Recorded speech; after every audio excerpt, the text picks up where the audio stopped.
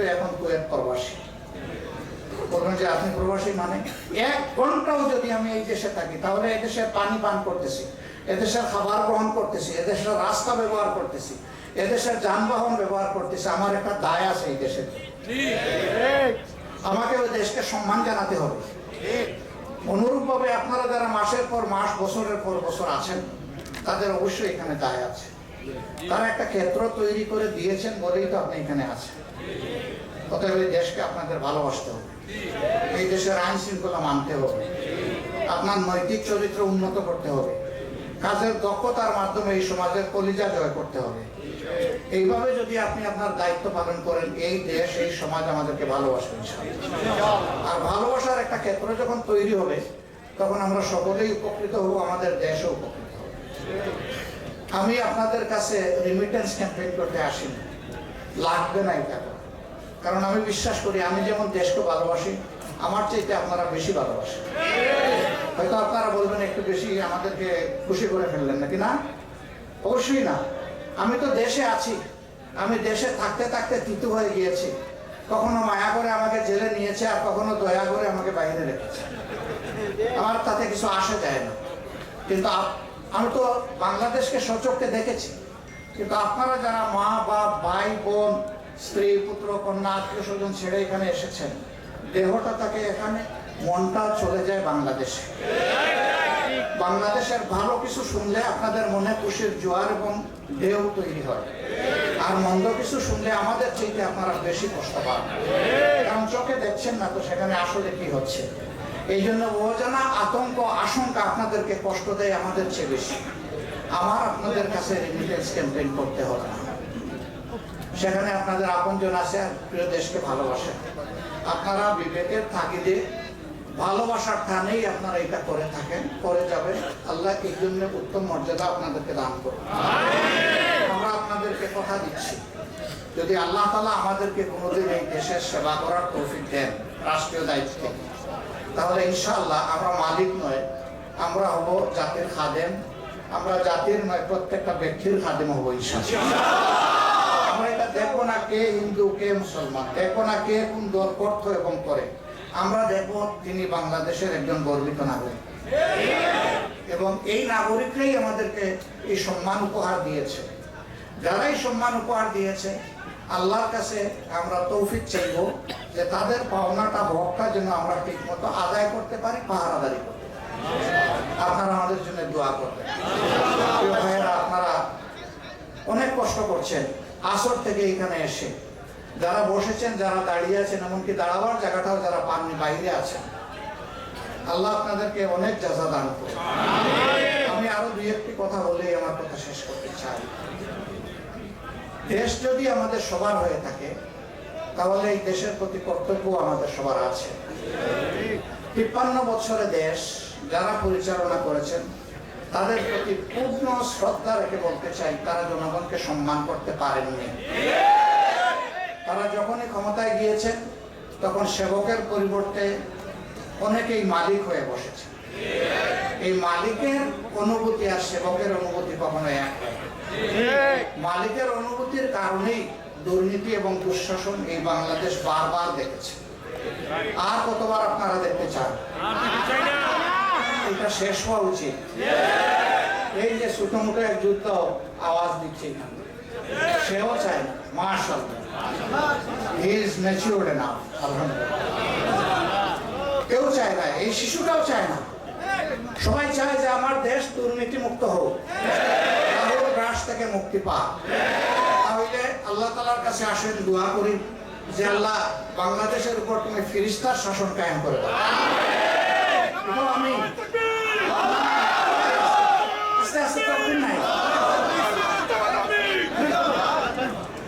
বাংলাদেশে ফেরেশতার সাথে শাসন করবে না, এটা আল্লাহর সুন্নাত না। আল্লাহ শাসন করাবেন মানুষকে দিয়ে। তো সেই মানুষগুলা কোথেকে আসবে? এই মাটি থেকে তৈরি হবে। এই মাটিতে যারা আছে, তাদের মধ্য থেকে কোন লোকটা আপনার জন্য প্রয়োজন, আপনি বাছাই করবেন। আপনার ভোট, এটি আপনার শুধু অধিকার নয়, এটা আপনার উপর পবিত্র একটা আমানত বটে। আপনি আপনার আপনজন, ভাই বন্ধু, মা বাপ, ভাই বোন যারাই আছে, এই সভা ভোটটা হচ্ছে একটা আমানত। যদি আগামীতে সুষ্ঠু নির্বাচন হয় তাইলে সেই নির্বাচনে আপনাদের দায়িত্ব হবে। এখানে কোন দলের কোন মতের আমি এটা জানি না, হয়তো বিভিন্ন দল মতের মানুষ এখানে আছে, আমি সেটাই আশা করি। আপনারা দেখবেন যে দলকে এখনো ভালোবেসে আসছেন, এই দলটা ন্যায়ের উপরে আছে কিনা, এই দলটা সততার উপরে আছে কিনা, এই দলটার প্রত্যেকটি ব্যক্তির মধ্যে দেশপ্রেমের বাস্তব প্রতিফলন দেখেন কিনা, এই দলটা নিরহংকারী কিনা, এবং এই দলটা আল্লাহকে ভয় করে কিনা। যদি আপনার প্রিয় দল সেটা করে, আল্লাহর কাছে আপনি তৌফিক চান, আজীবন যেন আল্লাহ এমন দলের সাথে আপনাকে রাখেন।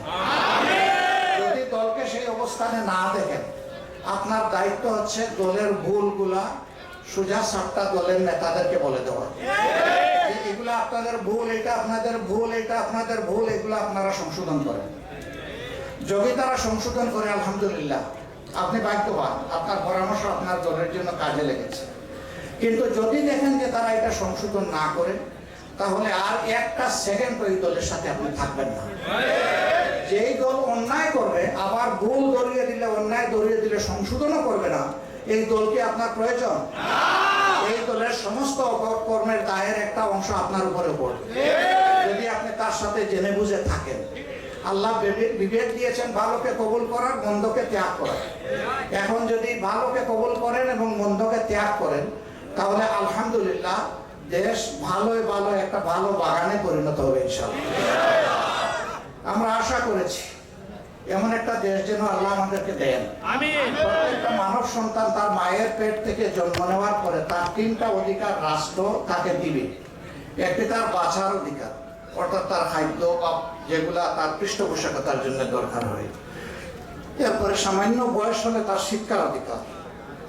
এই বাঁচা এবং শিক্ষার সময়কালীন সে যদি অসুস্থ হয়ে রাষ্ট্র তাকে একজন সুস্থ নাগরিক হিসেবে গড়ে ওঠার জন্য স্বাস্থ্য সেবা দেবে। এখন যার অভিভাবকের সামর্থ্য আছে, অভিভাবক সেটা পালন করবে, কিন্তু যার নাই তার পূর্ণ দায়িত্ব রাষ্ট্রকে নিতে হবে। আজকে এটা হচ্ছে না। লাখ লাখ সন্তান গরিবের ঘরে বস্তিতে বিভিন্ন জায়গায় জন্ম হচ্ছে, জন্মের পরেই তারা অবহেলিত, জন্মের আগে অবহেলিত। তার মা কিন্তু ভালো করে পুষ্টিকর খাবারও খেতে পারেনি। এরপরে অসুখ বিসুখ হলে এই বাচ্চাটা দুনিয়া আসার পরে এখন আর তার চিকিৎসা করানোর যোগ্যতা তার মা বাপের নাই।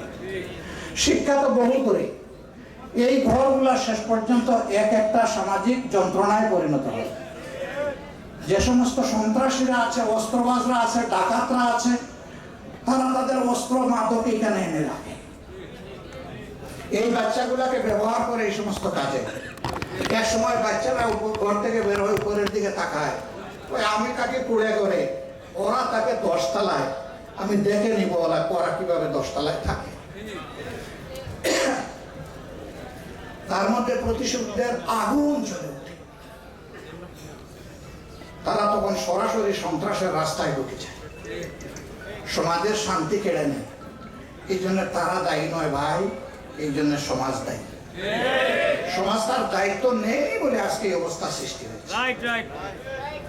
আমরা চাই প্রত্যেকটা মানব সন্তান আল্লাহর দেওয়া শিক্ষায় শিক্ষিত হবে, আবার জাগতিক শিক্ষায় সমৃদ্ধ হবে। আমরা যেটাকে একাডেমিক এক্সেলেন্স এবং স্পিরিচুয়াল এক্সেলেন্স বলি, এই নৈতিক এবং জাগতিক শিক্ষার সম্মিলন যদি ঘটে, তাহলে আলহামদুলিল্লাহ একটা বলিষ্ঠ জাতি আমরা আগামীতে পেয়েছি। আমরা আমাদের সন্তানদের নিয়ে খুব আশাবাদী। জগদ্দল 15 বছরের পাথর বা 15.5 বছরের, আমরা রাজনৈতিক দল অনেক ত্যাগ স্বীকার করেছি, অনেক জীবন আমাদের দিয়েছে, অনেক সংগ্রাম করেছি, অনেক আন্দোলন করেছি। আমরা শেষ পর্যন্ত ওদেরকে সরাতে পারিনি, কিন্তু আমাদের সন্তানেরা রাস্তায় নেমে প্রতিজ্ঞা করেছিল যে তারা না সরিয়ে ঘরে ঢুকবে না। আলহামদুলিল্লাহ সন্তানদের সাথে আমরাও সবাই নেমে গেছি। একজন মা 10 মাসের শিশু কোলে নিয়ে রাস্তায় এসেছিলেন এবং সেটা খুব হট টাইম, 2 আগস্ট। সাংবাদিক বন্ধু জিজ্ঞেস করেছেন, আপনি এটা কি করেছেন? কয়েছে আমি কি করলাম? কয়েছে অবশ্য শিশু কোলে নিয়ে আপনি এখানে চলে এসেছেন। এই মা শক্ত হয়ে জবাব দিল, শিশু আমার কোলে একটি নয়, শিশু আমার বুকে যে কয়টি বাংলাদেশে নেমেছে, এই লক্ষ লক্ষ সন্তান সব আমার শিশু। এই সন্তান নিয়ে আমি তাদের সাথে একাত্মতা ঘোষণা করতে এসেছি, সংহতি প্রকাশ করতে এসেছি। সাংবাদিক পাল্টা প্রশ্ন করেছে, গুলি চলছে মুহুর্মুহু, যদি আপনাকে বা আপনার সন্তানকে কেড়ে নিয়ে যায় সেই গুলি কি করবেন? বলে যে শহীদের মিছিলে আমিও সামিল হয়েছি। 7-8 বছরের একটা শিশু রাস্তায় নেমেছে, ইটের চিপস হাতে নিয়ে পুলিশের দিকে তেড়ে যাচ্ছে। একটু বয়স্করা তাকে ফিরিয়ে এনে বলছে, এই তুমি কি করো? আমি কি করি মানে? তুমি এই ছোট্ট মানুষ? যে আমি এখানে আন্দোলন করতে আসছি। কি জন্য আন্দোলন করবো? ওরা আমার ভাইকে খুন করেছে। তোমার ভাইকে? বলে আমার ভাই আবু সাইদ। তোমার বাড়ি কি রংপুর? না, আমার বাড়ি ঢাকায়। তাইলে তোমার ভাই হলো সে কেমনে? যে জাতির জন্য জীবন দিয়েছে সেই আমার আসল ভাই। তোমার মা বাবা আছে? আছে। যদি তোমাকে গুলিয়ে ফুড়ো করে বলে যে শহীদ হয়ে যাও, তোমার মা বাপ কাঁদবে না? না, আসার সময় চুমু দিয়ে আসছি, বলছি যে অনেকেই শহীদ হয়ে গেছে, আমি যদি শহীদ হয়ে কেত না। এই বাচ্চাকে এই বুঝ কে দিল? এটা তো টেলিভিশনে আপনারা সবাই দেখেছেন। কে দিল? আল্লাহ সুবহানাহু। মানুষ এতটাই মজলুম ছিল যে কুলের শিশু কোলে নিয়ে মা রাস্তায় নেমেছেন, আর 7-8 বছরের শিশু যুদ্ধ করতে চলে এসেছে। আল্লাহ তাআলা শহীদানের রক্তের পবিত্র ফুটা আর মজলুমের চোখের পানির ফুটা কবুল করেছে। আলহামদুলিল্লাহ, এই জন্য আল্লাহ আমাদেরকে নাজাত দিয়েছেন। এখন এদেশের রাজনীতিবিদদের উপর গুরু দায়িত্ব অর্পিত হয়েছে। আগের মতো পাগলামি এবং বোকামি করলে আগামীর প্রজন্ম আমাদেরকে ক্ষমা করবে না। আমাদেরকে দায়িত্বশীলতার এবং দেশপ্রেমের পরিচয় দিতে হবে। এই জায়গা থেকে আমরা সবাইকে বলি, আসুন ব্যক্তি নয়, দল নয়, স্বার্থটা শুধু সমাজ এবং দেশেরই দেখি। যদি সমাজ এবং দেশের সাথে আমরা সবাই একমত হই, তাহলে আলহামদুলিল্লাহ জাতি সিমেন্টের ঐক্যবদ্ধ হয়ে যাবে ইনশাআল্লাহ। আর যে জাতি ঐক্যবদ্ধ থাকে তাদের মাথায় কেউ কাঁঠাল ভেঙে খাওয়ার সাহস করে না। কোনো ষড়যন্ত্র কাজে লাগবে না। একের পর এক ব্যর্থ হচ্ছে, আরো ষড়যন্ত্র করলে সবগুলো ব্যর্থ হবে ইনশাআল্লাহ। আমরা যুবকদের ব্যাপারে আশাবাদী, তোমরা ঐক্যবদ্ধ থাকো, থাকো। তোমাদের সাথে শুধু দেশের মানুষ নয়, প্রবাসে যারা আছে